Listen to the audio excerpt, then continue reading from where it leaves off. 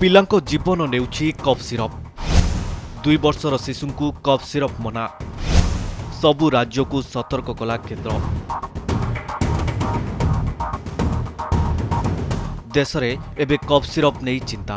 ମଧ୍ୟପ୍ରଦେଶ ଓ ରାଜସ୍ଥାନରେ cough syrup ପିଇ 11 ଜଣ ଶିଶୁଙ୍କର ମୃତ୍ୟୁ ପରେ ଏବେ ଟେନସନ୍ରେ କେନ୍ଦ୍ର ସରକାର। କାହିଁକି ଓ କେମିତି କଫ୍ ସିରପ ଦ୍ୱାରା କଅଁଳ ଶିଶୁଙ୍କ ଜୀବନ ଗଲା ସେ ନେଇ ଆକ୍ସନ ମୋଡକୁ ଆସିଛନ୍ତି ମୋଦି ସରକାର। 2 ବର୍ଷର ଶିଶୁଙ୍କ ପାଇଁ କଫ୍ ସିରପ କଟକଣା ଲଗାଇବା ସହ ସବୁ ରାଜ୍ୟକୁ ସତର୍କ କରିଛି କେନ୍ଦ୍ର। ମଧ୍ୟପ୍ରଦେଶର ଛିନ୍ଦୱାଡ଼ାରେ 9 ଶିଶୁ, ରାଜସ୍ଥାନର ଭରତପୁରରେ ଜଣେ ଏବଂ ସିକନ୍ଦରରେ ଜଣଙ୍କର ଜୀବନ ନେଇଛି କଫ୍ ସିରପ। ଏ ଘଟଣାକୁ ନେଇ ଗଭୀର ଉଦ୍ବେଗ ପ୍ରକାଶ ପାଇଥିବା ବେଳେ କେନ୍ଦ୍ର ସ୍ୱାସ୍ଥ୍ୟ ମନ୍ତ୍ରାଳୟ ପକ୍ଷରୁ କୁହାଯାଇଛି ଯେ ରାଜସ୍ଥାନ ଏବଂ ମଧ୍ୟପ୍ରଦେଶରେ ଶିଶୁ ମୃତ୍ୟୁ ସହ ଜଡ଼ିତ କଫ୍ ସିରପ ନମୁନାରେ କିଡ୍ନି ଆଘାତ ସହିତ ଜଡ଼ିତ କୌଣସି ବିଷାକ୍ତ ପଦାର୍ଥ ମିଳିନାହିଁ। ରାଜ୍ୟ ଅଧିକାରୀଙ୍କ ଦ୍ୱାରା ମଧ୍ୟ ନମୁନାଗୁଡ଼ିକର ପରୀକ୍ଷା କରାଯାଇଥିଲା।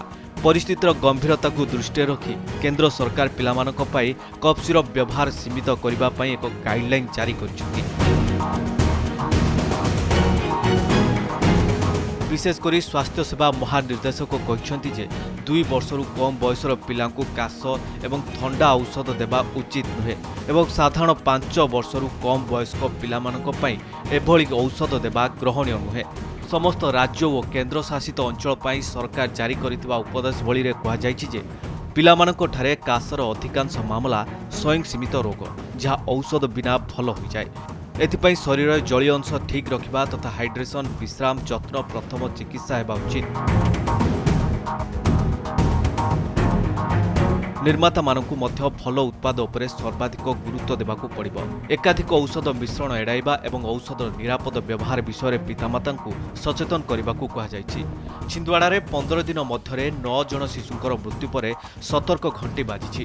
ପ୍ରାରମ୍ଭିକ ତଦନ୍ତରୁ ଜଣାପଡ଼ିଥିଲା ଯେ କଫ୍ ସିରପରେ ଡାଇଥାଇଲିନ୍ ଗ୍ଲାଇକଲ୍ ନାମକ ଏକ ବିଷାକ୍ତ ଜିନିଷ ମିଶାଯାଇଥିଲା।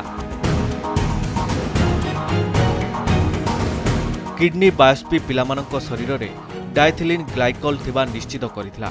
ଅଧିକାଂଶ ପୀଡ଼ିତଙ୍କୁ କୋଲ୍ଡ୍ରିପ୍ ଏବଂ ନେକ୍ସଟ୍ରୋ ଡିଏସ୍ଏଫ୍ ସିରପ ଦିଆଯାଇଥିଲା। ଏହାପରେ ଛିନ୍ଦୱାଡ଼ା ଜିଲ୍ଲାପାଳ ଶୈଳେନ୍ଦ୍ର ସିଂ ତୁରନ୍ତ ଜିଲ୍ଲା ସାରା ଉକ୍ତ 2ଟି ସିରପ ବିକ୍ରୟକୁ ନିଷିଦ୍ଧ କରିଥିଲେ ଏବଂ ଡାକ୍ତର, ଔଷଧ ଦୋକାନ ଏବଂ ଅଭିଭାବକମାନଙ୍କ ଲାଗି ଏକ ଜରୁରୀ ପରାମର୍ଶ ଜାରି କରିଥିଲେ।